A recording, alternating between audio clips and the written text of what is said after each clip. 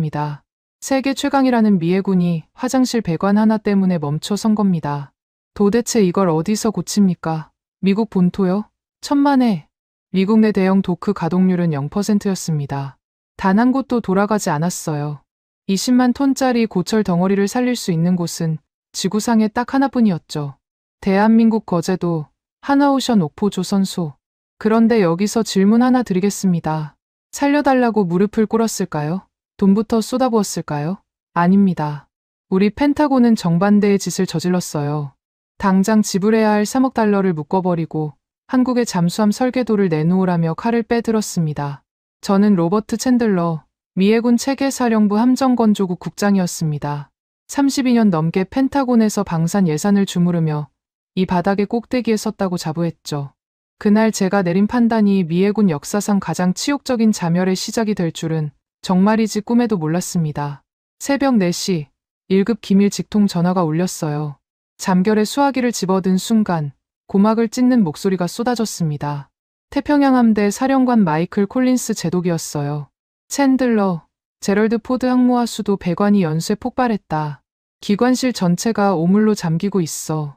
작전이 올스톱됐다. 저는 이불을 걷어차고 침대에서 벌떡 일어났습니다. 하지만 가슴이 뛴 건 두려움 때문이 아니었어요. 콜린스 제독의 비명 속에서 저는 전혀 다른 계산을 하고 있었습니다. 이 항모를 고칠 곳은 하나오션뿐이니까 한국 놈들이 필사적으로 매달릴 수밖에 없다. 그 약점을 쥐어짜면 잠수함 핵심 설계도까지 뜯어낼 수 있겠다. 머릿속 계산기가 미친 듯이 돌아갔습니다. 5,000명의 수병이 오물에 파묻혀 있다는 사실은 숫자로만 처리됐어요. 저에게 중요한 건 사람이 아니라 레버리지였습니다. 아침 8시 펜타곤 집무실에 도착하자마자 1급 보안 회선이 또 울렸어요. 이번에는 콜린스 제독이 아니었습니다. 아서 스털링, 미 국방부 해군 담당 차관이었죠. 워싱턴 정가에서 은여우라 불리는 인물이에요. 서류에 절대 자기 지문을 남기지 않는 교활함으로 차관 자리까지 올라간 사람이었습니다. 스털링 차관의 목소리는 놀라울 만큼 차분했어요. 챈들러, 포드함거는 들었지. 급할수록 놈들 길을 꺾어야 해. 당장 쏴줘야 할 초기 대금 3억 달러를 묶어. 그리고 하나오션의 KSS-3 잠수함 설계도를 뜯어내. 저는 수화기를 쥔 손에 힘이 들어갔습니다. 차관이 직접 지시를 내린다는 건 그만큼 판이 크다는 뜻이었거든요. 차관님, 하나오션이 순순히 도면을 넘기겠습니까? 제 질문에 스털링 차관은 코웃음을 쳤어요. 순순히, 챈들러, 자네가 32년간 뭘 배운 거야? 항모를 고쳐줄 도크가 필요한 건 한국도 마찬가지야. 일감이 아쉬운 쪽이 무릎을 꿇게 되어 있어. 통화가 끊긴 뒤 저는 시가에 불을 붙였습니다. 연기를 길게 내뿜으며 창밖의 워싱턴 스카이라인을 내려다봤어요. 자신감이 차올랐습니다. 미 해군이 일감을 주겠다는데 감히 고분고분하지 않을 하청업체가 어디 있겠습니까? 오전 10시 저는 하나오션 특수선해양사업본부 구본장 총괄본부장에게 긴급 호출 명령을 보냈습니다. 펜타곤 지하 2층 대회의실로 오라는 통보였어요. 요청이 아니었습니다. 명령이었죠. 구본장이라는 이름은 방산업계에서 여러 번 들은 적이 있었어요. 감정이 없는 사람이라더군요. 협상 테이블에서 눈썹 한 번 까딱하지 않는다는 소문도 들었습니다. 하지만 저는 그런 평판에 별 감흥이 없었어요. 아무리 포커페이스를 유지해봤자 3억 달러를 묶어놓으면 이야기가 달라지니까요. 돈 앞에서 안 무너지는 인간은 없다고 32년 경험이 말해주고 있었습니다. 오후 2시 지하 대회의실 문이 열렸어요. 구본장 본부장이 들어왔습니다. 첫인상부터 묘했어요. 검은 정장에 넥타이 매듭 하나 흐트러짐 없이 걸어오는데 얼굴에 아무 표정이 없었습니다. 긴장도 없고 분노도 없고 불안도 없었어요. 마치 주간 업무 보고를 하러 온 사람처럼 담담했습니다. 옆에는 서류 가방을 든 수행원 한 명이 따라왔죠. 저는 다리를 꼬고 앉아 먼저 입을 열었습니다. 구 본부장, 바쁜 와중에 오느라 고생했소. 본론으로 들어가지. 일부러 반말에 가까운 톤을 썼어요. 상대에게 위계를 각인시키는 제 방식이었습니다. 구본장 본부장은 의자에 앉으며 고개를 살짝 끄덕였을 뿐 아무 말도 하지 않았어요. 저는 준비해둔 서류를 테이블 위로 밀었습니다. 미 의회 예산 재검토가 진행 중이오. 포드함 수리 관련 초기 대금 3억 달러는 의회 승인이 나올 때까지 지급을 보류하겠소. 구본장 본부장의 눈이 서류 위로 내려갔습니다. 하지만 표정은 변하지 않았어요. 손 하나 떨리지 않더군요. 저는 속으로 당황했지만 내색하지 않았습니다. 바로 두 번째 카드를 꺼냈어요. 그리고 하나 더. 저는 또 다른 서류 봉투를 밀어 넣었습니다. 항모 수령 도크를 계속 유지하고 싶다면 이 동의서에 서명해 주시오. 하나오션의 잠수함 도면 및 정비 노하우를 미해군에 무상 이전하겠다는 내용이오. 순간 회의실 공기가 바뀌었습니다. 구본장 본부장 옆에 앉은 수행원의 눈이 커졌어요. 하지만 구본장 본부장 자신은 달랐습니다. 동의서를 집어들고 첫 페이지부터 마지막 페이지까지 천천히 넘기더군요. 한 글자도 빠뜨리지 않겠다는 듯이. 저는 의자 등받이에 몸을 기대며 속으로 쾌재를 불렀습니다. 읽고 있다는 건 검토하고 있다는 뜻이니까요. 검토한다는 건 협상의 여지가 있다는 뜻이었습니다. 급한 건 하나오션 쪽도 마찬가지 아니겠소. 미해군 물량이 빠지면 도크가 노는 거니까. 제가 덧붙이자 구본장 본부장이 동의서에서 눈을 뗐어요. 처음으로 저를 똑바로 쳐다봤습니다. 그 눈빛에는 분노가 없었어요. 그게 더 기묘했습니다. 대신 그 안에는 서늘한 것이 있었어요. 경멸. 정확히 그 단어가 맞았습니다. 30여년간 수많은 협상 테이블에서 온갖 표정을 읽어왔지만 그런 눈빛은 처음이었어요. 구본장 본부장은 동의서를 테이블 위에 내려놓았습니다. 서명하지 않았어요. 대신 안주머니에서 은장 만년필을 꺼냈습니다. 그리고는 가죽 수첩을 펼쳐 무언가를 적기 시작했어요. 제가 방금 한 말, 날짜, 시간, 만년필 끝이 가죽 위를 스치는 소리가 조용한 회의실에 또렷하게 울렸습니다. 사각, 사각, 사각. 저는 그 소리가 신경 쓰였지만 개의치 않는 척했어요. 기록하고 싶으면 하라지. 어차피 미해군의 룰을 거역할 수 있는 하청업체는 이 지구상에 없으니까. 저는 그렇게 확신하고 있었습니다. 구본장 본부장이 수첩을 덮었어요. 만년필 뚜껑을 소리 없이 닫고 안주머니에 넣었습니다. 그리고 자리에서 일어났어요. 기록 완료했습니다. 본사에 보고 후 회신 드리겠습니다. 그 한마디가 전부였습니다. 항의도 없고 반박도 없고 감정의 흔적도 없었어요. 마치 날씨 이야기를 마치고 나가는 사람 같았습니다. 문이 닫혔어요. 저는 의자에 앉은 채 시간을 다시 물었습니다. 입꼬리가 올라갔어요. 됐다. 한국은 3억 달러가 아쉬워서 결국 무릎을 꿇을 수밖에 없을 거야. 그 순간 저는 몰랐습니다. 그 서늘한 만년필 소리가 미해군의 목줄을 끊는 단두대 칼날이 갈리는 소리였다는 것을. 저는 승자의 미소를 짓고 있었지만 진짜 승자는 이미 문을 나서고 난 뒤였습니다. 첫 번째 실수를 저지른 뒤 저는 오히려 기분이 좋았습니다. 구본장 본부장이 펜타곤을 나선 직후 스털링 차관에게 보고 전화를 넣었어요. 한국 측이 문서를 가져갔습니다. 24시간 안에 구걸하며 전화를 걸어올 겁니다. 차관은 만족스러운 콧소리를 내더군요. 잘했어, 챈들러. 역시 32년 경력은 다르군. 통화를 끊고 저는 집무실 소파에 몸을 깊숙이 묻었습니다. 시가 연기가 천장을 향해 느릿하게 피어올랐어요. 24시간이면 충분하다고 생각했습니다. 3억 달러가 묶인 채 일주일을 버틸 수 있는 하청업체가 어디 있겠습니까? 거제도에서 절박한 목소리가 흘러나올 장면을 그리며 눈을 감았어요. 24시간이 지났습니다. 전화는 오지 않았어요. 처음에는 대수롭지 않게 여겼습니다. 내부 회의가 길어지고 있겠지. 본사 보고 라인이 복잡한 모양이군. 저는 스스로를 그렇게 납득시켰어요. 36시간이 되자 살짝 신경이 쓰이기 시작했습니다. 비서에게 수신 기록을 확인시켰더니 하나오션 쪽에서 온 연락은 단 한 건도 없었어요. 팩스도, 이메일도, 전화도, 아무것도요. 48시간째가 되자 저는 더 이상 소파에 여유롭게 앉아 있을 수 없었습니다. 책상 앞에 앉아 모니터를 노려봤어요. 수신함에는 하나오션 서버에서 자동 발송된 기계적인 메일 한 통만 덜렁 들어와 있었습니다. 수신 완료. 그 네 글자가 전부였어요. 항의도 없고, 탄원도 없고, 협상 제안도 없었습니다. 마치 제가 보낸 최후 통첩이 사무용품 카탈로그 수준으로 처리된 것 같았어요. 등줄기가 서늘해지는 감각을 저는 애써 무시했습니다. 아직 카드가 남아 있었거든요. 이번에는 직접 압박의 수위를 끌어올리기로 했어요. 1급 보안 메일망을 열고 공식 협박 공문을 작성했습니다. 수신처 하나오션 특수선해양사업본부. 내용은 명확했어요. 48시간 내에 KSS-3 잠수함의 VLS 수직 발사관 핵심 도면을 미해군 보안 서버로 업로드하라. 미이행시 방위비 분담금 재협상 및 동맹 차원의 불이익을 각오하라. 발송 버튼을 누르는 순간 손끝에 짜릿한 쾌감이 돌았습니다. 이 정도면 거제도가 발칵 뒤집힐 거야. 저는 그렇게 확신했어요. 거기서 멈추지 않았습니다. 국무부 라인까지 동원했어요.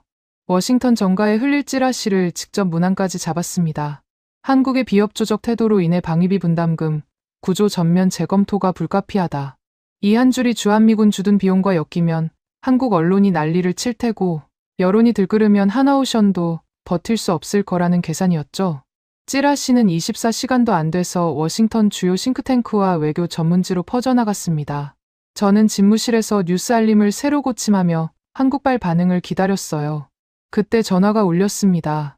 하나오션이 아니었어요. 태평양 함대 콜린스 제독이었습니다. 수화기 너머로 쏟아진 건 협상 경과 문의가 아니라 비명이었어요.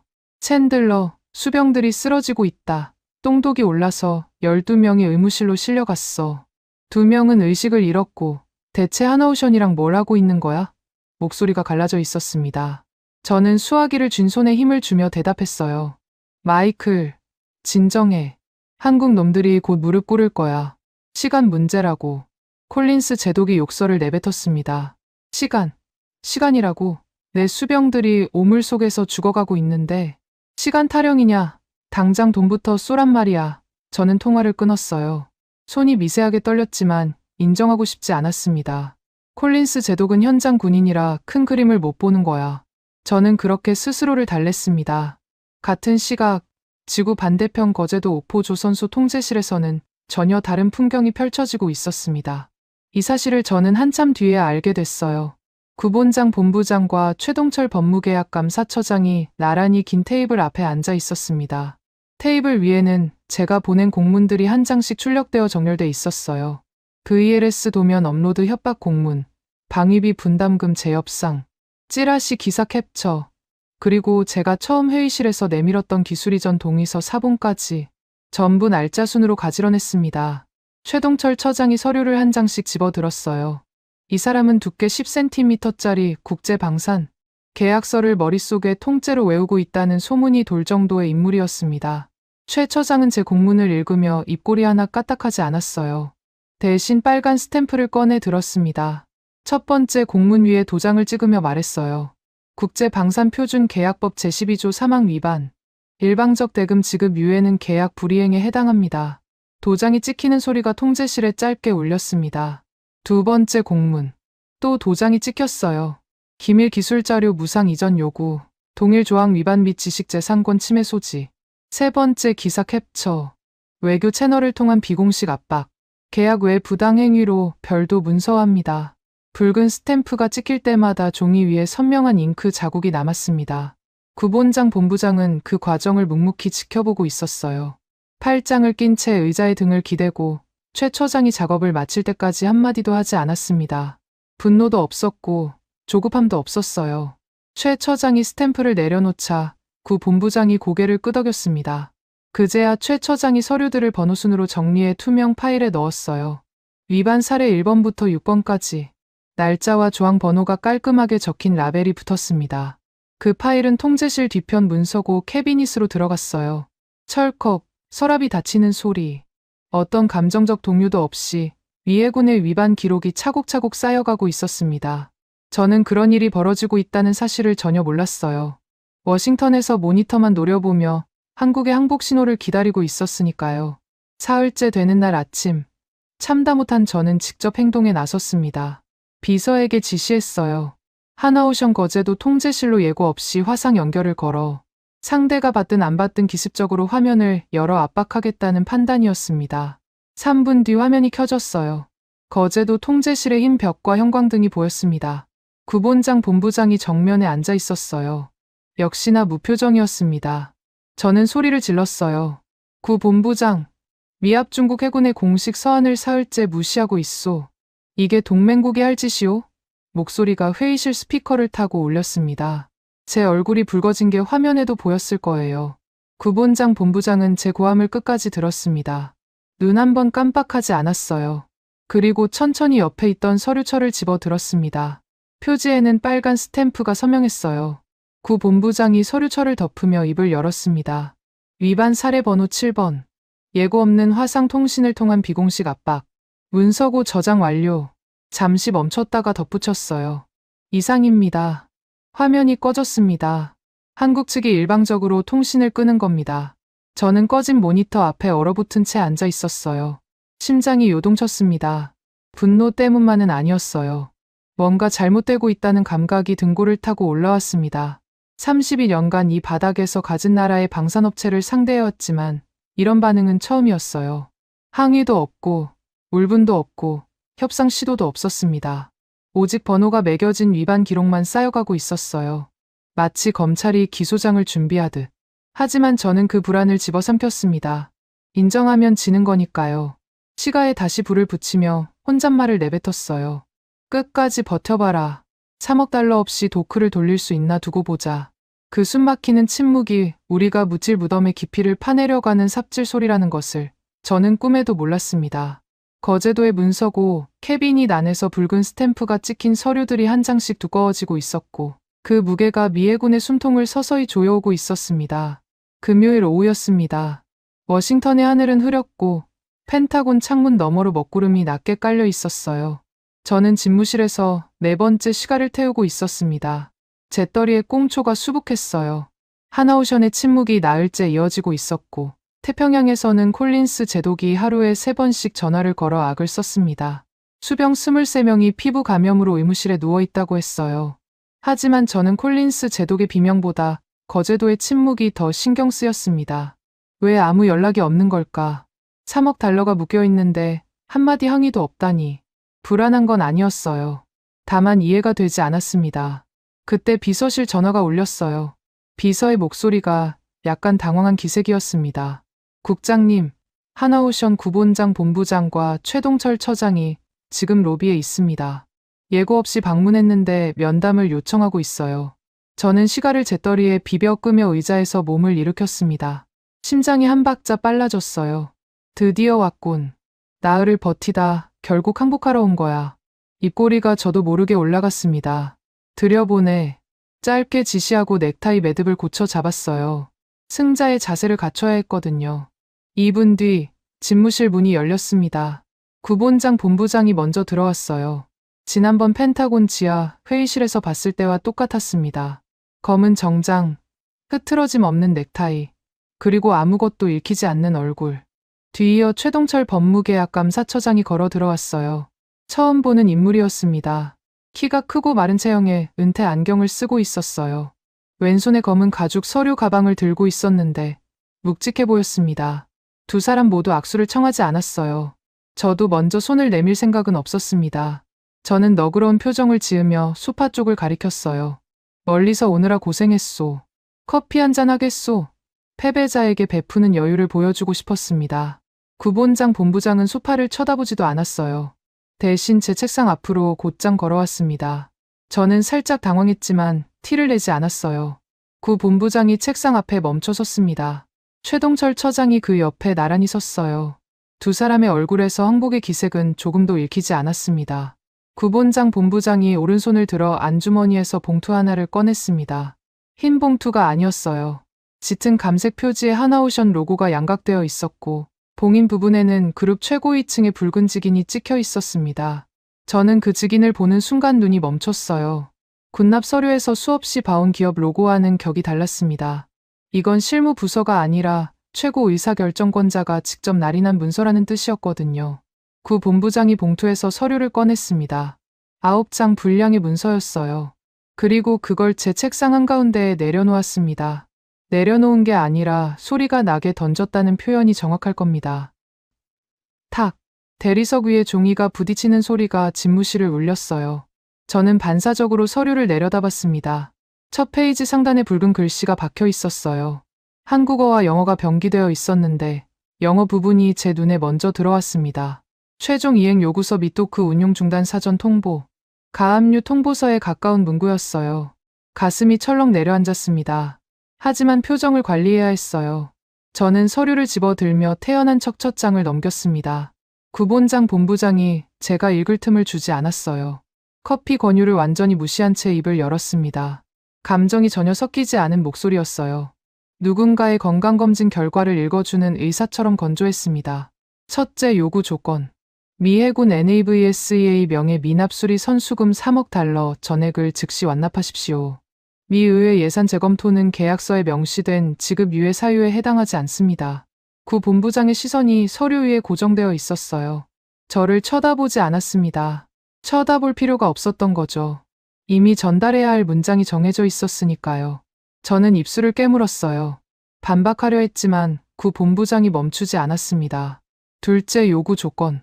하나오션 KSS-3 잠수함 도면, 밑정비 노하우 무상 이전을 요구한 공문 일체를 즉각 철회하십시오. 해당 공문은 국제방산표준계약법 위반이며 지식재산권 침해에 해당합니다. 최동철 처장이 옆에서 가죽 서류 가방을 열었어요. 안에서 투명 파일 하나를 꺼내 책상 위에 올려놓았습니다. 제가 보낸 협박 공문 원본들이었어요. 빨간 스탬프가 찍힌 채 번호까지 매겨져 있었습니다. 위반 사례 1번부터 7번까지. 거제도 통제실 문서고에서 차곡차곡 쌓아왔던 바로 그 기록물이었죠. 제가 쏘아보냈던 모든 압박의 흔적이 증거물로 돌아와 제 코앞에 놓인 겁니다. 구 본부장의 낭독이 이어졌습니다. 셋째 요구 조건. 본 문서 수령 시점으로부터 72시간 내에 원안 이행을 약속하는 법적 확약서를 제출하십시오. 확약서에는 미 해군 NAVSEA 국장 및 해군 담당 차관의 공동 서명이 포함되어야 합니다. 스털링 차관의 서명까지 요구한다는 말에 저는 등받이를 움켜쥐었어요. 그건 차관을 끌어내리겠다는 뜻이었습니다. 서류에 절대 자기 흔적을 남기지 않는 스털링 차관에게 직접 사인을 받으라니. 이건 단순한 대금 청구가 아니었어요. 펜타곤의 지휘 체계를 정면으로 겨누는 공격이었습니다. 구 본부장은 마지막 문단을 읽었어요.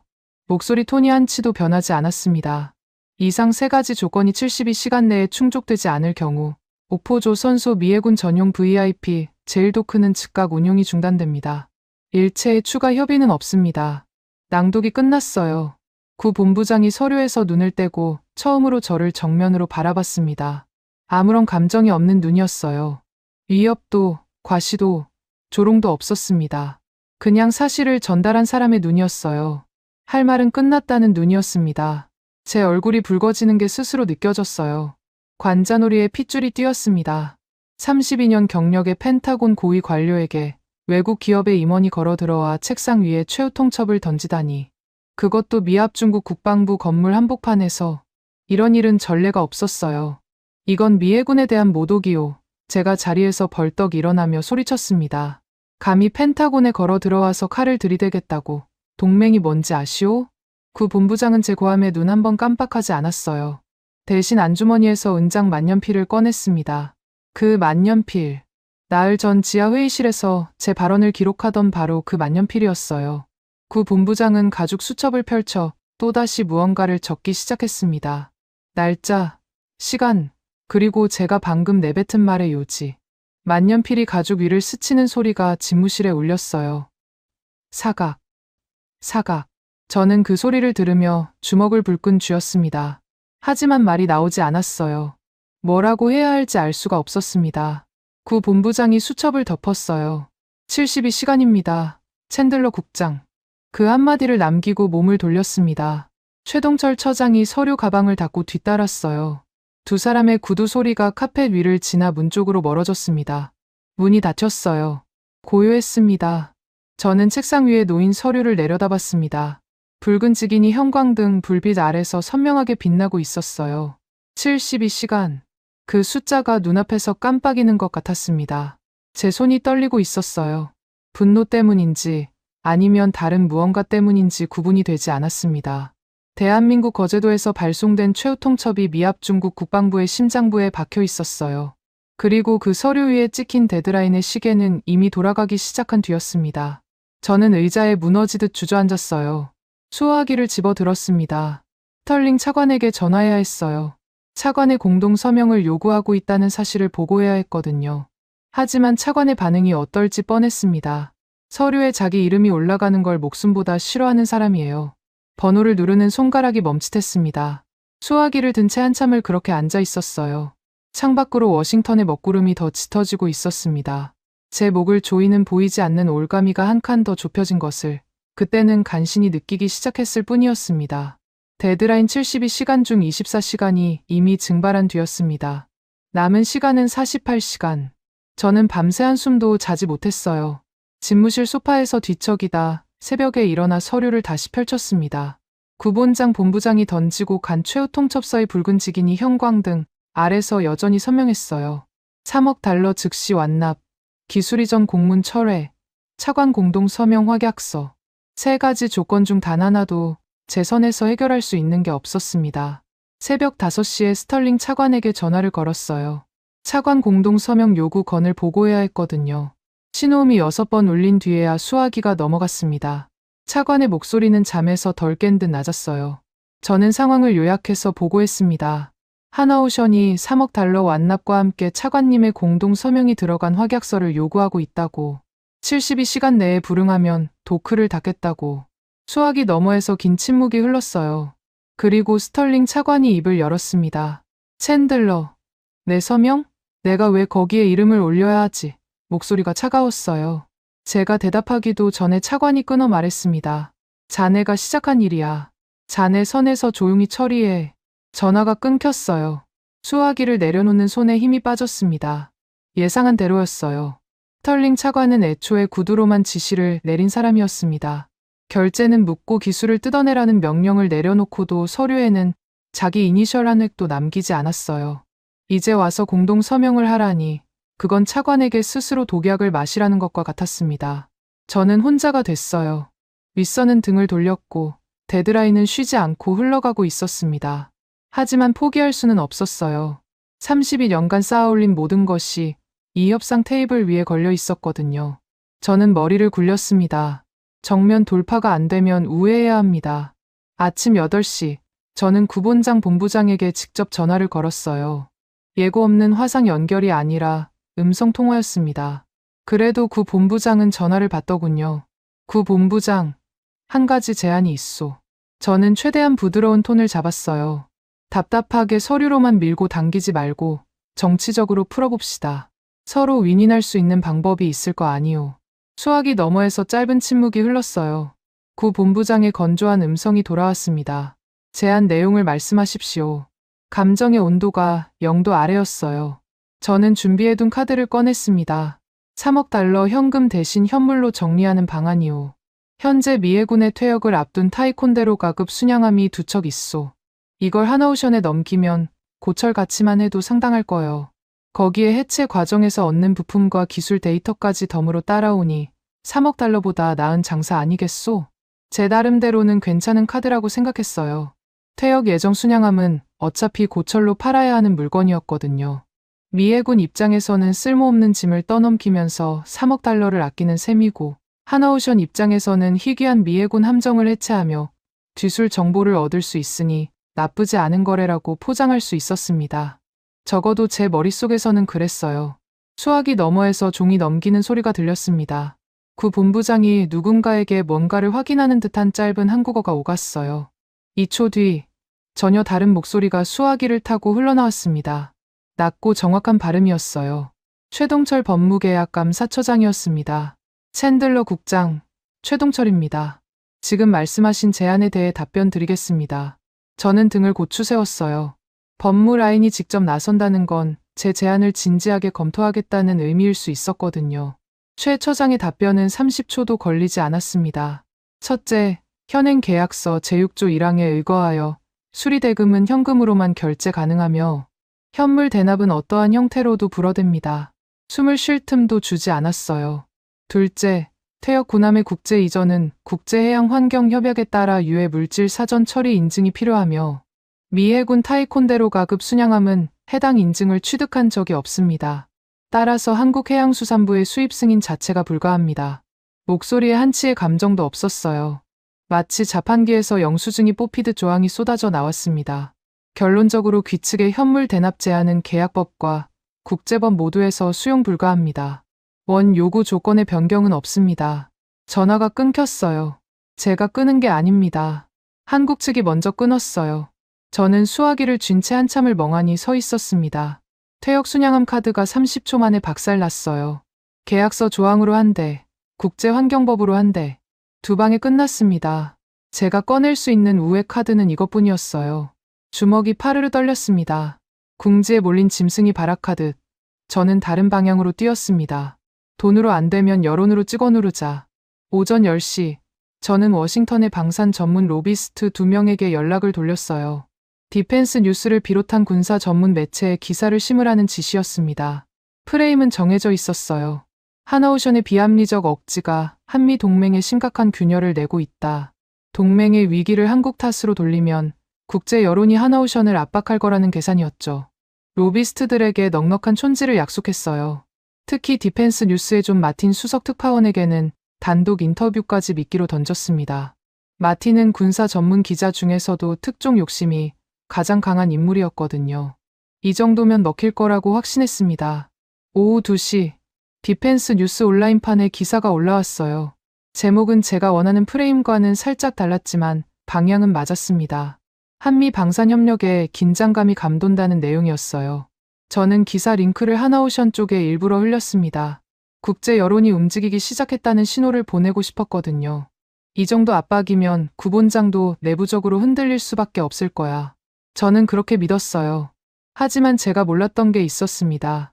존 마틴 기자는 제가 먹인 촌지와 프레임을 고분고분 받아 적는 사람이 아니었어요. 마틴은 제가 건넨 정보를 역추적하기 시작한 겁니다. 왜 펜타곤이 이렇게 필사적으로 한국을 매도하려 할까? 뭘 숨기고 있는 거지? 그 질문이 마틴의 기자 본능을 건드렸어요.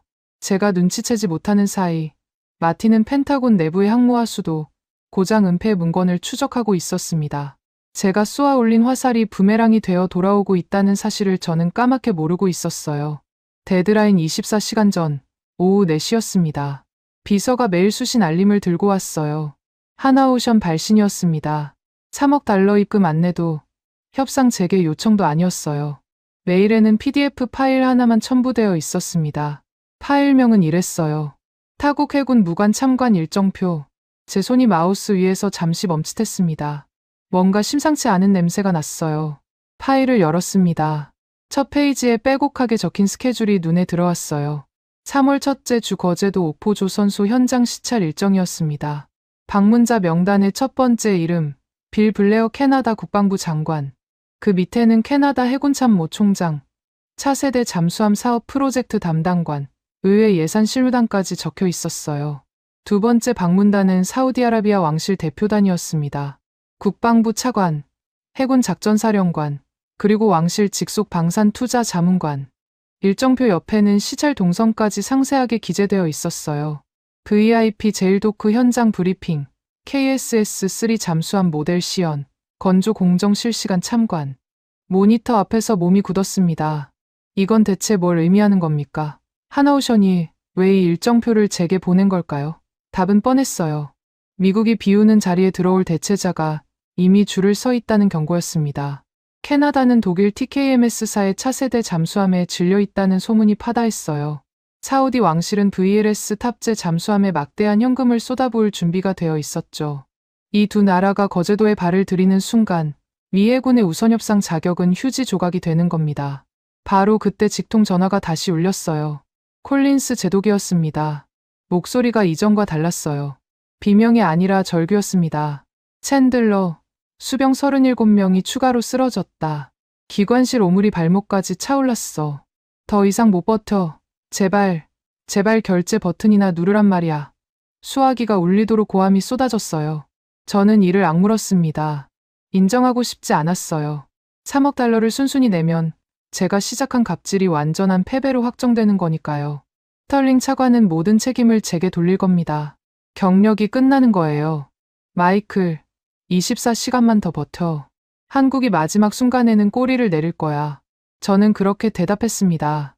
콜린스 제독이 수화기 너머에서 거친 숨을 몰아쉬더니 한마디를 내뱉었어요. 챈들러, 자네 미쳤어. 전화가 끊겼습니다. 집무실이 다시 고요해졌어요. 모니터에는 캐나다와 사우디 방문단의 일정표가 여전히 떠 있었습니다. 시계를 봤어요. 데드라인까지 남은 시간은 23시간 47분. 빨간 숫자가 한 초씩 줄어들고 있었습니다. 저는 여전히 하나오션이 마지막 순간에 물러설 거라고 믿고 있었어요. 아니, 믿는 게 아니라 그래야만 했습니다. 그 망상을 놓는 순간 제 32년이 통째로 무너지는 거였으니까요. 데드라인 당일이 밝았습니다. 아침 햇살이 펜타곤 창문을 비추고 있었지만 제 눈에는 아무것도 들어오지 않았어요. 밤새 소파에서 뒤척이다 새벽 4시에 포기하고 일어났습니다. 세수도 하지 않은 채 구겨진 셔츠 차림으로 책상 앞에 앉았어요. 넥타이는 어젯밤 어딘가에 벗어 던졌습니다. 모니터 한쪽에 띄워둔 카운트다운 시계가 잔인하게 돌아가고 있었어요. 남은 시간 3시간 27분.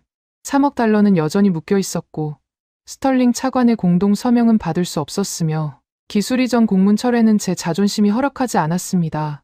새벽 내내 시뮬레이션을 돌렸어요. 어떻게든 하나오션의 최후 통첩을 무력화시킬 방법이 있을 거라고, 32년 경력이 해답을 내놓을 거라고 이를 악물었습니다. 하지만 머릿속에서 나오는 건 전부 막다른 골목이었어요.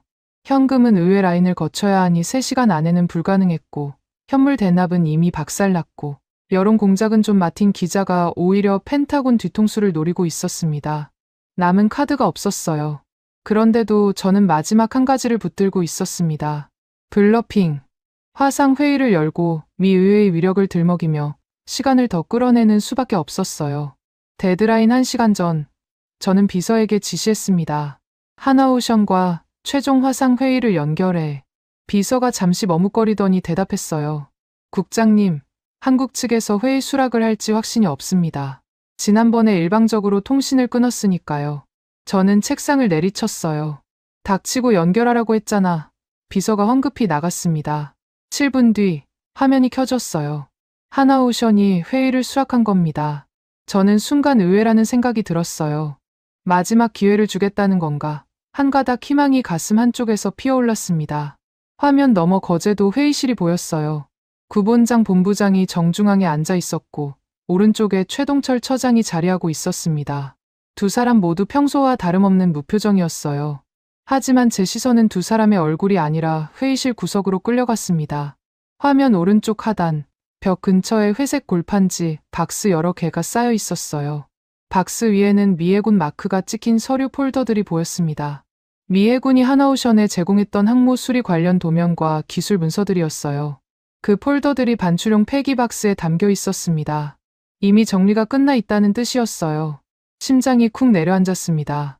저걸 일부러 카메라에 잡히게 배치한 겁니까? 아니면 진짜로 미해군과의 모든 관계를 정리한 겁니까? 답은 둘 다였을 거예요. 어느 쪽이든 메시지는 명확했습니다. 우리는 준비가 끝났다. 당신들 없이도 아무 문제 없다. 저는 애써 미소를 만들었어요. 여유로운 척해야 했습니다. 블러핑은 표정 관리가 절반이니까요. 구 본부장, 이렇게 다시 얼굴을 보니 반갑소. 구 본부장은 대꾸하지 않았어요. 저는 기침을 한 번 하고 본론으로 들어갔습니다. 솔직히 말하겠소. 3억 달러는 미 의회 승인 절차상 즉시 지급이 물리적으로 불가능하오. 하지만 의회의 긴급 안건으로 상정할 수 있소. 2주 안에 승인이 날 거요. 그러니 데드라인을 7일만 연장합시다. 미합 중국 의회의 절차를 존중해달라는 합리적인 요청이오. 제가 말을 마치자마자 최동철 처장이 움직였어요. 아무 예고도 없이 의자 옆에 놓아둔 무언가를 두 손으로 집어 올렸습니다. 쿵. 책상 위에 올려놓은 건 두께가 10cm는 좋게 되어 보이는 묵직한 계약서, 원본이었어요. 국제방산표준계약서. 표지에 한형 병기된 제목이 카메라 렌즈를 통해 또렷하게 보였습니다. 군데군데 형광펜으로 밑줄이 쳐져 있었고 접착 메모 탭이 삐죽삐죽 튀어나와 있었어요. 전투를 위해 완벽하게 무장된 서류였습니다. 최 처장이 계약서를 편 채로 입을 열었어요. 챈들러 국장, 귀측에 제안은 본 계약서 어디에도 근거가 없습니다. 목소리가 낮고 정확했습니다. 감정의 온도가 느껴지지 않았어요. 제8조 사망에 명시된 바와 같이 의회 승인 지연은 대금 지급 유예의 합법적 사유에 해당하지 않습니다. 이는 귀측이 계약 체결 시 자국 내부 절차를 이미 감안하고 서명했기 때문입니다. 최 처장이 잠시 멈추더니 계약서 위에 카운트다운 시계를 한번 내려다봤어요. 현재 남은 시간은 14분입니다. 14분. 그 숫자가 화면을 타고 제 귀에 박혔습니다. 입술이 파르르 떨렸어요. 블러핑이 통하지 않았다는 걸 인정해야 했지만 저는 마지막 발악을 했습니다. 의자에서 벌떡 일어나 화면을 향해 고함쳤어요. 미합 중국 의회의 승인이 필요한 일이란 말이다. 감히 미해군을 협박하는 거냐. 이건 동맹에 대한 모독이요. 화면 너머에서 아무도 표정을 바꾸지 않았습니다. 구본장 본부장이 최동철 처장을 향해 턱짓을 했어요. 아주 미세한 동작이었습니다. 고개를 살짝 끄덕인 정도였어요. 그 신호를 받은 최 처장이 계약서를 들어 올렸습니다. 형광펜으로 노랗게 칠해진 특정 페이지가 카메라 렌즈 앞으로 바짝 다가왔어요. 글씨가 화면 가득 확대되었습니다. 특약 제4조 2항. 그 조항을 최 처장이 또렷한 목소리로 낭독하기 시작했어요. 기한 내 미납 시 귀측의 우선협상 자격은 영구 박탈됩니다. 최 처장의 시선이 계약서 위에 고정되어 있었어요. 한 글자도 빠뜨리지 않겠다는 듯 정확하게 읽었습니다. 오포 조선소 VIP 건조 슬롯은 대기 중인 타국으로 자동 재배정됩니다.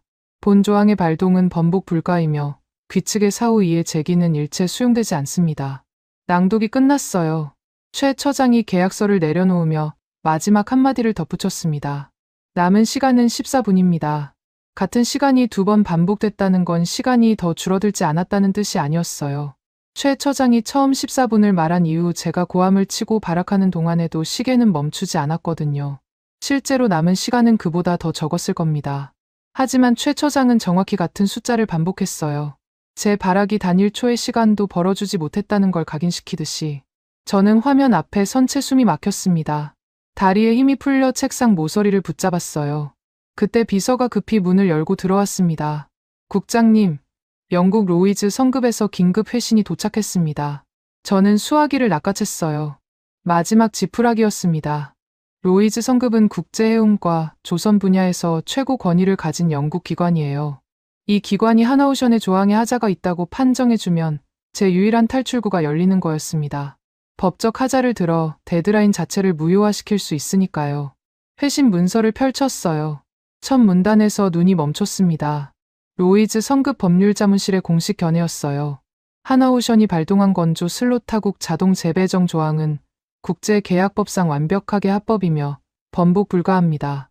해당 조항은 계약 체결 시 양측이 자유의사로 합의한 특약사항으로서 일방의 이행 불능이 확인될 경우 자동 발동되는 정당한 구제 수단입니다. 미국이 아니라 한국이 아니라 세계에서 가장 권위 있는 제3자 기관이 하나오션의 손을 들어준 겁니다. 서류가 제 손에서 미끄러져 바닥에 떨어졌어요. 허리가 꺾이듯 의자에 주저앉았습니다.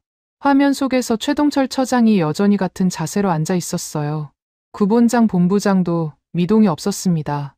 두 사람 모두 제 반응을 기다리지 않았어요. 기다릴 이유가 없었으니까요.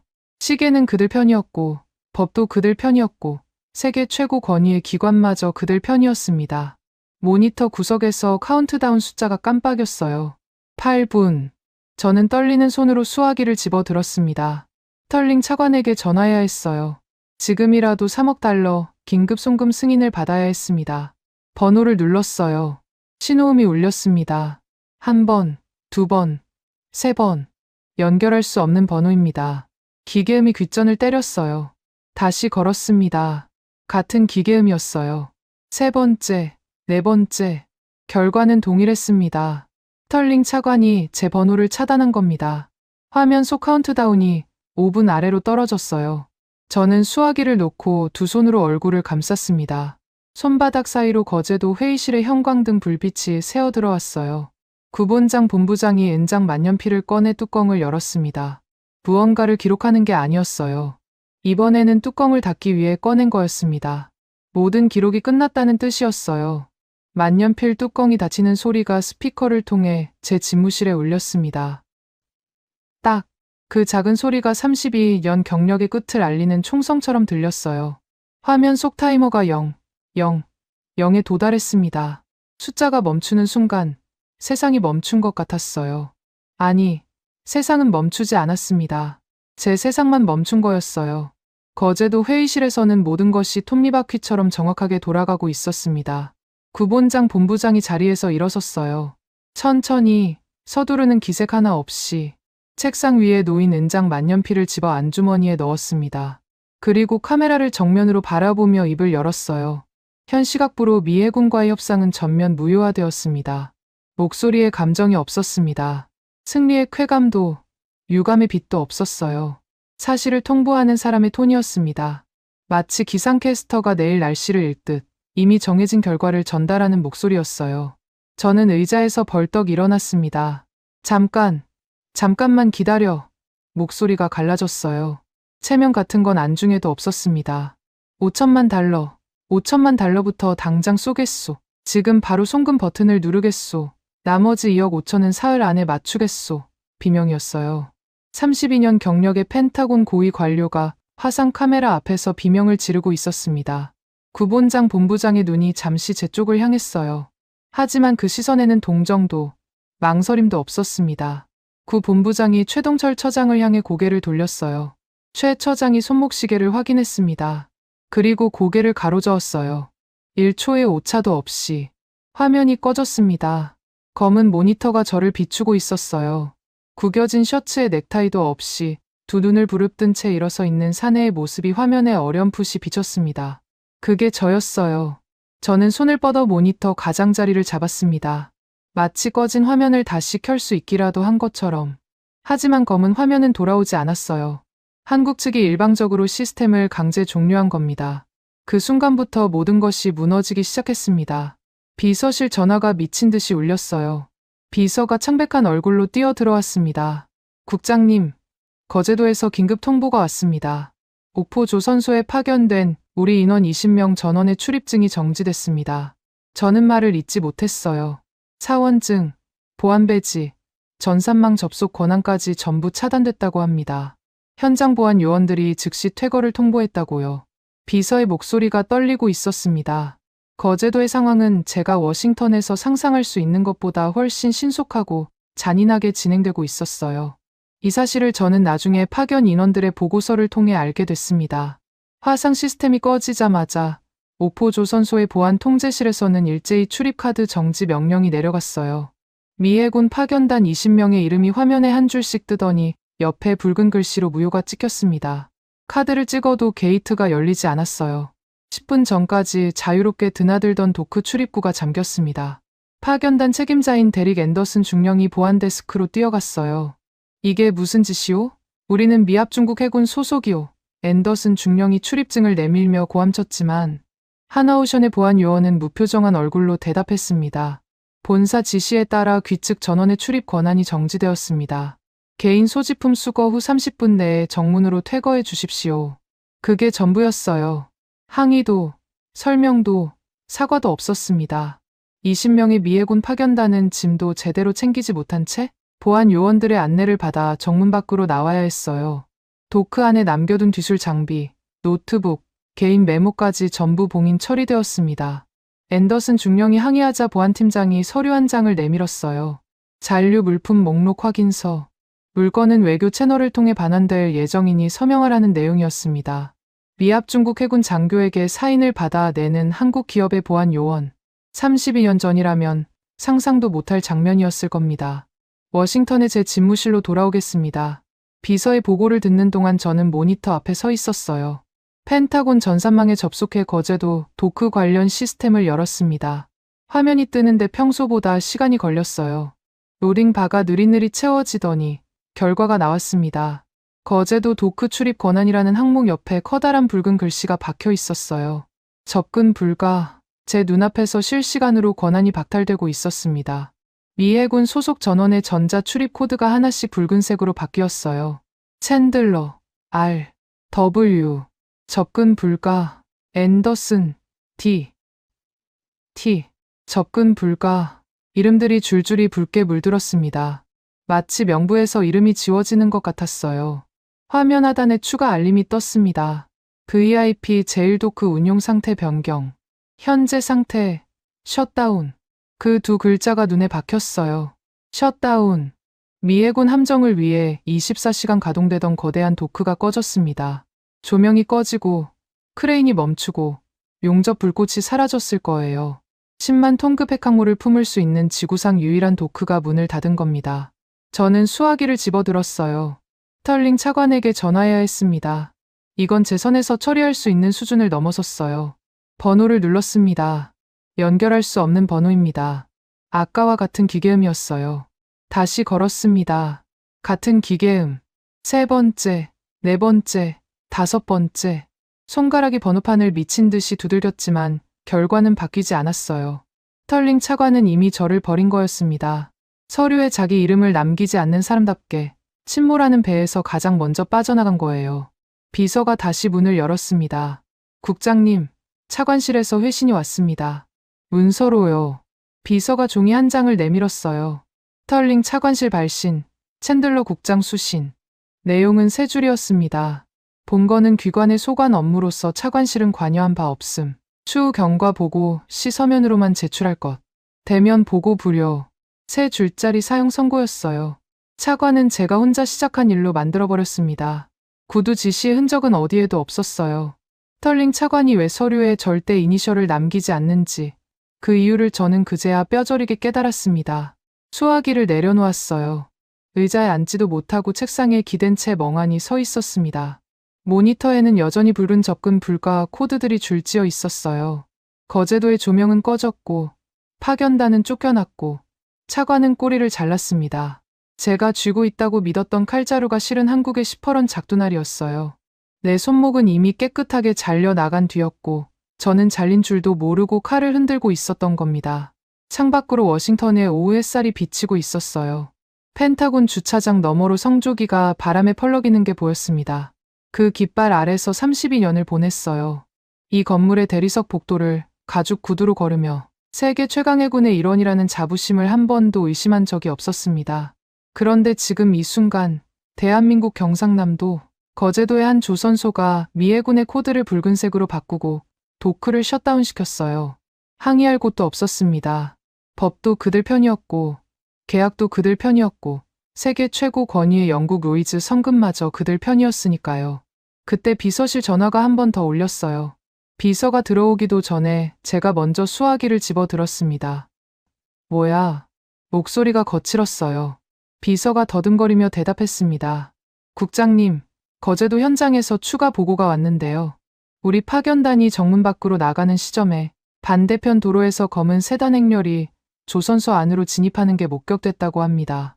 저는 수화기를 쥔 손에 힘이 들어갔어요. 세단, 누구 차야? 비서가 잠시 침묵하더니 대답했습니다. 차량 번호와 깃발로 봐서 캐나다 대사관 소속 의전 차량으로 추정됩니다. 수화기를 놓았어요. 아니, 놓은 게 아니라 손에서 미끄러진 겁니다. 캐나다. 그 이름이 머릿속에서 울렸습니다. 하나오션이 보내온 타국 해군 무관 참관 일정표. 그 첫 번째 줄에 적혀있던 이름. 빌 블레어 캐나다 국방부 장관. 경고가 아니었어요. 예고였습니다. 미 해군 파견단이 쫓겨나가는 그 정문으로 기다렸다는 듯 캐나다가 밀려들어오고 있었어요. 제가 발로 걷어찬 자리를 주워 담으러 온 겁니다. 캐나다 국방부 장관이 거제도에 도착했다는 소식은 30분도 안 돼서 펜타곤 전체에 퍼졌습니다. 저만 모르고 있었던 게 아니었어요. 국방부 정보국, 국무부 동아시아 태평양국, 심지어 백악관 국가안보회의실까지 긴급 보고가 올라갔습니다.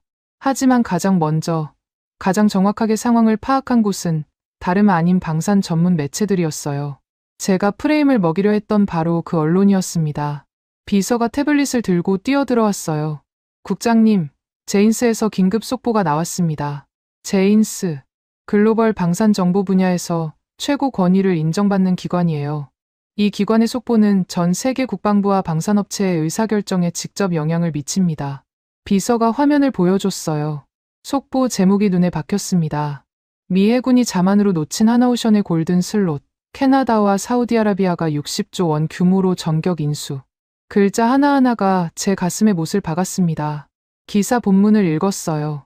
빌 블레어 캐나다 국방부 장관이 직접 거제도 오포 조선소에 도착해 하나오션 구본장 본부장과 만났다는 내용이었습니다. 캐나다의 차세대 잠수함 사업 CPSP 계약이 전격 체결됐다고 했어요. 총액 60조 원. 캐나다 의회에서 1년 넘게 지지부진하던 특별 예산 승인이 미국이 쫓겨나 빈자리가 났다는 소식에 단 3시간 만에 초당적으로 통과됐다는 겁니다. 3시간. 1년을 끌던 예산안이 3시간 만에요. 미국이 걷어차고 나간 그 순간이 캐나다에게는 천재일호의 기회였던 겁니다. 저는 태블릿을 비서에게 돌려주지 못하고 손에 쥔 채 멍하니 서 있었어요. 비서가 조심스럽게 말을 이었습니다. 그리고요, 국장님. 블레어 장관이 현장에서 외신 기자회견을 열었습니다. 지금 실시간 중계되고 있어요. 저는 집무실 대형 모니터를 켰습니다. 화면에 거제도 옥포 조선소 브리핑룸이 떠올랐어요. 수십 대의 카메라 플래시가 쉴 새 없이 터지고 있었습니다. 블레어 장관이 연단 앞에 서 있었어요. 키가 크고 어깨가 넓은 체구에 감색 정장 위로 캐나다 국기 배지가 빛나고 있었습니다. 왼쪽에는 구본장 본부장이 나란히 서 있었어요. 여전히 무표정이었습니다. 블레어 장관이 마이크를 잡았어요. 얼굴에 감추지 않는 미소가 번져 있었습니다. 승자의 표정이었어요. 하지만 그건 점잖은 승리의 미소가 아니었습니다. 미국의 오만함을 비웃는 미소였어요. 블레어 장관이 입을 열었습니다. 영어였지만 억양에 특유의 캐나다식 부드러움이 섞여 있었어요. 오늘 캐나다는 역사적인 결정을 내렸습니다. 하나오션과 차세대 잠수함 사업 전면 계약을 체결했습니다. 카메라 플래시가 더 거세게 터졌어요. 오만한 미국이 걷어찬 골든타임을 캐나다가 60조 원 현찰로 완벽하게 선점했습니다. 그 문장이 나오는 순간 제 손이 리모컨 위에서 얼어붙었어요. 오만한 미국. 동맹국 국방장관이 전 세계 카메라 앞에서 미합 중국을 오만하다고 지칭한 겁니다. 그것도 미국이 방금 쫓겨난 바로 그 자리에서요. 블레어 장관의 발언이 이어졌어요. 캐나다 해군은 더 이상 종이 위의 잠수함에 국가의 운명을 맡기지 않을 겁니다. 독일 TKMS의 약속만 가득한 설계도 대신 하나오션이 실제로 바다에 뜨는 잠수함을 선택했습니다. 기자석에서 웅성거리는 소리가 들렸어요. 독일 TKMS를 정면으로 겨냥한 발언이었거든요. 캐나다가 하나오션을 선택한 건 단순히 빈자리를 차지한 게 아니었습니다. 세계 방산 시장의 판도를 뒤흔드는 선언이었어요. 제 시선은 블레어 장관 옆에 서 있는 또 다른 일행에게로 옮겨갔습니다. 연단 오른쪽에 흰 가운을 두른 중동 복장의 사내 4명이 서 있었어요. 사우디아라비아 왕실 대표단이었습니다. 하나오션이 보내온 일정표의 두 번째 방문단. 이들은 블레어 장관의 기자회견이 끝나기도 전에 이미 자리를 잡고 있었어요. 손에는 서류 가방을 들고 있었고 표정은 진지했습니다. VLS 탑재 잠수함 선점을 위한 현장 계약을 대기하고 있는 게 분명했어요. 백지 수표를 들고 온 거였습니다. 블레어 장관이 구본장 본부장의 손을 덥석 잡았어요. 두 사람이 악수하는 장면을 카메라가 일제히 포착했습니다. 구 본부장의 표정이 처음으로 살짝 변했어요. 미소는 아니었습니다. 하지만 입술 끝이 아주 미세하게 올라간 것 같았어요. 아마 제 착각이었을 수도 있습니다. 화면으로는 확인하기 어려웠으니까요. 하지만 한 가지는 확실했어요. 구 본부장은 이 순간을 처음부터 설계하고 있었다는 겁니다. 미국이 갑질하는 동안 조용히 위반 사례를 쌓고 데드라인을 설정하고 대체 계약자를 줄 세워둔 거예요. 제가 시간을 태우며 승리를 확신하던 바로 그 시간에 기자회견이 끝나자 화면이 조선소 현장으로 전환됐어요. 저는 모니터에서 눈을 뗄 수가 없었습니다. 어제까지 미해군 깃발이 걸려있던 VIP 제일도크 입구에 변화가 생겨 있었어요. 미국 국기가 내려가고 그 자리에 캐나다의 붉은 단풍잎 깃발이 올라가고 있었습니다. 바로 옆 깃대에는 사우디아라비아의 초록색 깃발이 바람에 펄럭이고 있었어요. 도크 출입구에는 새로운 보안 인원이 배치되어 있었고 게이트에는 캐나다 해군과 사우디 왕실 대표단의 출입 코드가 이미 등록되어 있었습니다.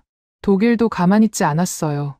뒤늦게 상황을 파악한 독일 TKMS사 임원진이 허겁지겁 거제도로 로비를 시도했다는 보고가 들어왔습니다. 캐나다에 잠수함을 팔려고 수년간 공을 들여온 독일이 한순간에 계약을 빼앗긴 거니까요. 하지만 이미 늦었어요. 제일도크 입구에는 캐나다 국기가 꽂혀 있었고 독일 TKMS 관계자는 게이트 앞에서 발이 묶였습니다. 그들에게 돌아온 대답은 하나였어요. 현재 도크 일정이 모두 배정되어 외부 방문은 불가합니다. 저는 모니터 앞에 서 있었습니다. 다리에 힘이 빠져 있었어요. 거제도 도크에 펄럭이는 캐나다와 사우디의 깃발을 멍하니 바라보고 있었습니다. 내가 튕겨낸 공이었어요. 3억 달러를 묻고 기술을 뜯어내겠다며 제가 걷어찬 바로 그 공이 제 얼굴을 박살낸 뒤 캐나다라는 완벽한 대체자의 품으로 날아가 버렸습니다. 뒤돌아서 죽고 싶어도 이미 사라진 뒤였어요. 그때 모니터 하단에 알림 하나가 떴습니다. 미해군 NAVSEA 긴급 공지. 저는 반사적으로 클릭했어요. 화면에 뜬 건 제가 보낸 입금 승인 요청의 처리 결과였습니다. 데드라인이 끝나기 직전 마지막 발악으로 5천만 달러 긴급 송금 버튼을 눌렀던 거예요. 비명을 지르며 화상회의에서 외쳤던 그 5천만 달러. 시스템이 입금 시도를 감지하고 하나오션 측 수신 계좌로 연결을 시도한 모양이었습니다. 하지만 화면에 뜬 결과는 이랬어요. 대상 슬롯 영구 소멸. 거래 대상 없음. 처리 불가. 영구 소멸. 그 두 글자가 제 망막에 타들어갔어요. 슬롯이 사라졌습니다. 미해군이 하나오션에서 가지고 있던 우선협상 자격, VIP 도크 사용권, 모든 것이 영구적으로 소멸된 겁니다. 돈을 아무리 쏟아부어도 살 수 없는 것이 되어버렸어요. 계약서 특약 제사조 2항, 최동철 처장이 형광펜으로 밑줄 그어 카메라 앞에 들이밀었던 바로 그 조항이 정확하게 발동한 거였습니다. 번복 불가, 사후 이해 제기 불가. 저는 키보드 위에 두 손을 올려놓은 채 움직이지 못했어요. 입금 버튼을 다시 눌러봤습니다. 같은 메시지가 떴어요. 대상 슬롯 영구 소멸. 세 번째, 네 번째. 미친 사람처럼 버튼을 연타했지만 결과는 달라지지 않았습니다. 시스템은 제 요청을 받아들이지 않았어요. 더 이상 받아들일 대상 자체가 존재하지 않았으니까요. 의자가 뒤로 밀렸습니다. 저는 두 손으로 얼굴을 감싸며 책상에 이마를 박았어요. 시가 냄새가 배어있는 책상 표면이 차갑게 느껴졌습니다. 32년이었어요. 이 건물에서, 이 책상에서, 이 의자에서 32년을 보냈습니다. 세계 최강 미해군의 함정 건조를 관장하는 자리라고 자부했어요. 그런데 그 32년의 무게가 지금 이 순간 대한민국 거제도의 조선소 하나에 의해 산산조각 나고 있었습니다. 원칙이라는 단 두 글자로. 창밖에서 바람 소리가 들렸어요. 워싱턴의 저녁 하늘이 붉게 물들고 있었습니다. 제 집무실 모니터에는 거제도 도크에 펄럭이는 캐나다 국기가 여전히 떠 있었고 그 옆에서 사우디 왕실 대표단이 계약서에 사인하는 장면이 실시간으로 흘러나오고 있었습니다. 저는 그 화면을 끌 수가 없었어요. 눈을 감을 수도 없었습니다. 제가 만든 재앙의 크기를 끝까지 직시해야 한다는 걸 그때 처음으로 깨달았으니까요. 2026년 3월 6일 아침이었습니다. 전날 밤 집무실 소파에서 기절하듯 잠들었다가 비서의 노크 소리에 눈을 떴어요. 몸이 천근만근이었습니다.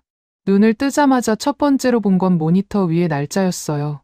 3월 6일. 어제의 악몽이 현실이었다는 걸 확인하는데 3초가 걸렸습니다. 비서가 문을 열고 들어왔어요.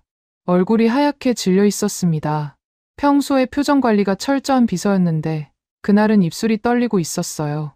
국장님, 디펜스 뉴스 일면을 보셔야 합니다. 태블릿을 건네받았어요. 화면을 켜는 손이 떨렸습니다. 디펜스 뉴스 온라인판 일면에 사진 한 장이 박혀 있었어요. 태평양 한가운데 떠있는 제럴드 R. 포드함의 기관실이었습니다. 사진 속 기관실 바닥에는 역겨운 갈색 오물이 발목 높이까지 차올라 있었어요. 배관이 터진 천장에서는 녹물이 줄줄 흘러내리고 있었고 벽면에는 검은 곰팡이가 피어 있었습니다. 사진 한 장에 담긴 정보만으로도 충분했어요. 13조 원짜리 미합 중국의 최신의 핵항공모함이 자체 하수도 문제로 오물에 잠겨 썩어가고 있다는 사실이 온 세계에 공개된 겁니다. 기사 제목을 읽었어요. 존 마틴이라는 이름이 기자 서명란에 박혀 있었습니다. 제가 촌지를 먹이고 프레임을 씌우려 했던 바로 그 기자였어요. 마틴은 제가 건넨 한국 매도 프레임을 한 글자도 쓰지 않았습니다. 대신 펜타곤 내부의 항모하수도 고장 은폐 문건을 파헤쳐 일면에 터뜨린 거였어요.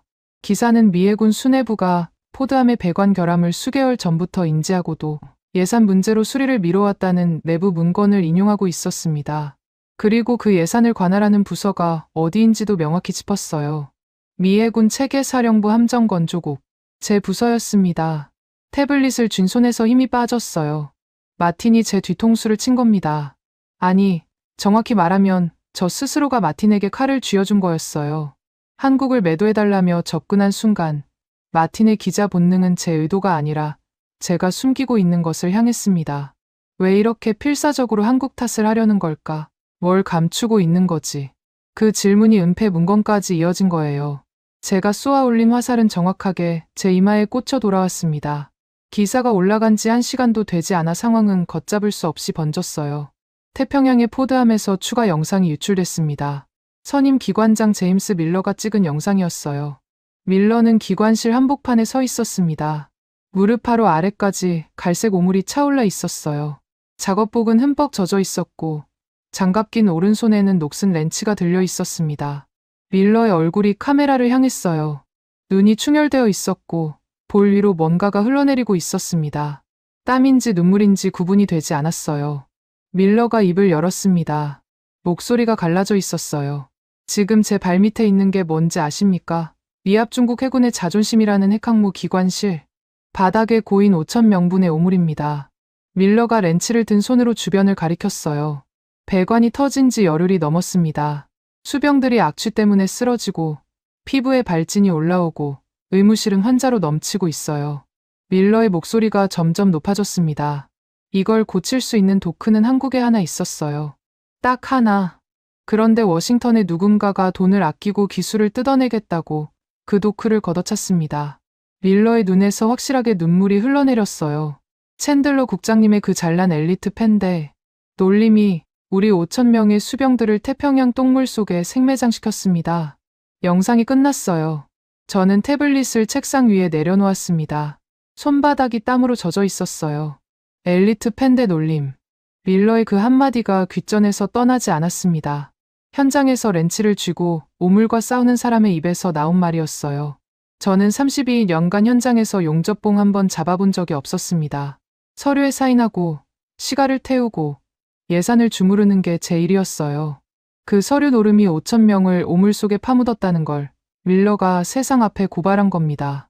오전 10시 위상원 국방위원회 긴급 청문회가 소집됐어요. 디펜스 뉴스 기사와 밀러의 영상이 터지자 의회가 발칵 뒤집힌 겁니다. 청문회장에 가장 먼저 증인석에 선 사람은 마이클 콜린스 제독이었습니다. 태평양 함대 사령관의 정복 차림이었어요. 어깨의 별이 조명 아래서 빛났지만 얼굴에는 분노가 서려 있었습니다. 콜린스 제독이 마이크 앞에 앉자 위원장이 질문했어요. 제독, 포드함 사태의 직접적 원인이 무엇이라고 판단하십니까? 콜린스 제독이 자리에서 몸을 앞으로 기울였어요. 그리고 카메라를 똑바로 바라보며 입을 열었습니다. 위원장님, 포드함의 배관 결함은 수개월 전부터 보고된 사안입니다. 즉시 수리가 필요했고 그것이 가능한 곳은 한국 하나오션의 옥포 조선소뿐이었습니다. 콜린스 제독이 잠시 숨을 들이쉬었어요. 저는 수차례에 걸쳐 함정건조국 챈들러 국장에게 하나오션과 정상적으로 협력하고 대금을 즉시 지급할 것을 요청했습니다. 매번 거부당했어요. 제독의 목소리가 높아졌습니다. 챈들러 국장은 수리 대금을 묶어두고 한국의 잠수함 핵심 기술을 뜯어내겠다며 종이 쪼가리로 꼼수를 부렸습니다. 제 경고를 무시하고 현장의 비명을 무시하고 결국 우리 자랑스러운 13조 원짜리 핵항모를 똥물 덩어리로 만들었습니다. 콜린스 제독이 증인석에서 손가락을 들어 카메라 너머를 가리켰어요. 그 손가락은 펜타곤을 향하고 있었습니다. 정확히 말하면 제 집무실을 향하고 있었어요. 제독의 증언이 끝나자마자 청문회장 분위기가 얼어붙었어요. 상원의원들이 웅성거렸습니다. 그때 청문회장 뒷문이 열리더니 한 사람이 들어왔어요. 아서 M. 스털링 미 국방부 해군 담당 차관이었습니다. 은퇴 안경을 고쳤으며 증인석으로 걸어오는 모습이 모니터에 잡혔어요. 정장은 완벽했고 넥타이 매듭은 흐트러짐이 없었습니다. 제가 밤새 구겨진 셔츠 차림으로 소파에서 기절해 있던 동안 이 사람은 빈틈없이 준비를 마치고 온 거였어요. 스털링 차관이 마이크 앞에 앉았습니다. 위원장이 질문했어요. 차관, 챈들러 국장이 하나오션 압박 지시에 대해 알고 있었습니까? 스털링 차관이 안경 너머로 위원장을 바라봤어요. 뻔뻔한 표정이었습니다. 당황한 기색이 단 1mm도 없었어요. 위원장님, 이 모든 참사는 전적으로 챈들러 국장 개인의 독단적이고 무능한 협상 방식에서 비롯된 것입니다. 차관의 목소리는 차분하고 단호했어요. 차관실은 해당 건에 대해 구체적 지시를 내린 바 없으며 챈들러 국장이 독자적으로 판단하여 대금 지급을 유예하고 쥐술 이전을 요구한 것으로 파악하고 있습니다. 거짓말이었어요. 새벽에 직접 전화를 걸어 결제는 묻고 기술을 뜯어내라고 지시한 사람이 저 자리에 앉아 있었습니다. 하지만 증거가 없었어요. 스털링 차관은 서류에 단 한 획도 남기지 않았거든요. 전화 기록? 1급 보안 회선은 녹음되지 않습니다. 즉각 파면하겠습니다. 스털링 차관이 마이크를 향해 선언했어요. 완벽한 꼬리 자르기였습니다. 32년간 충성한 부하를 공개 석상에서 단칼에 잘라내는 데 1초의 망설임도 없었어요. 청문회장에서 플래시가 터졌습니다. 내일 아침 신문 일면이 결정되는 순간이었어요. 그로부터 1시간 뒤 펜타곤 보안 요원 2명이 제 집무실 문을 열고 들어왔습니다. 노크 없이요. 챈들러 국장, 즉시 퇴거 명령이 하달되었습니다. 개인 소지품만 가져가십시오. 보안 요원이 감정 없는 목소리로 통보했어요. 하나오션의 보안 요원이 거제도에서 미해군 파견단에게 했던 것과 똑같은 톤이었습니다. 한 요원이 제 책상 위에 명패를 집어들었어요. 로버트 W. 챈들러, 미해군 체계사령부 함정건조국 국장. 그 명패가 뜯기는 소리가 났습니다. 32년간 제 이름이 새겨져 있던 자리에 먼지 자국만 남았어요. 보안 요원들이 서랍을 열고 제 개인 물품을 종이박스에 거칠게 쳐박았습니다. 가족사진, 해군협회 기념 메달, 낡은 수첩. 32년의 흔적이 한 개의 종이박스에 담겼어요. 시각 케이스는 빈 채로 서랍 안에 남았습니다. 마지막 한 대는 어젯밤에 이미 태웠거든요. 보안 요원들이 나간 뒤 저는 텅 빈 책상 앞 바닥에 주저앉았습니다.